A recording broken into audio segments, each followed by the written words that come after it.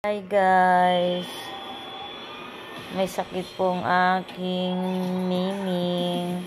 Namaga po yung ilong niya. Inaway na naman siya ng ibang pusa. Ayan o.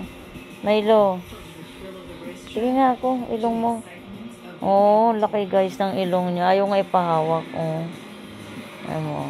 Oh, ayaw nga. Lagi na lang nasa aking gilid. O, tinatago niya yung ilong niya. Patingin nga ng ilong ni mama. Ay, titingnan yung ilong. Titingnan ng ilong. Oy, wawa naman. Oy, oy. Ayan guys. Kawawa naman guys. Ang aking love na miming. Na. Tingnan natin ilong mo. Dali. Kasi nga sabi ko sa'yo ka maglalabas doon. Kulit mo eh. Ayan guys, oh. Oh, magang-maga yung ilong. Oh. Eh, pakita nga kasi. Arte mo. Ayan oh guys, oh. Lubong-lubo yung ilong. Oh, ay pahawak ilong niya, oh. Wawa naman ang baby ni mama. Siya na lang po natira. Yung isa niyang kapatid guys, nasa gasaan po. Wawa naman. Ito lang po laging nakatabi sa akin tuwing gabi.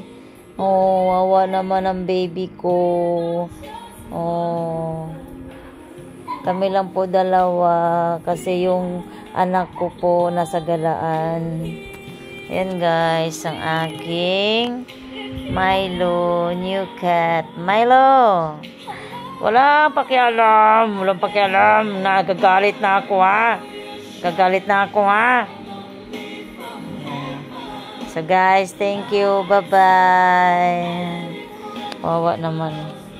Oh. Wawa naman. Magang-magang ilong ng baby ni mama yan. Magang-maga naman.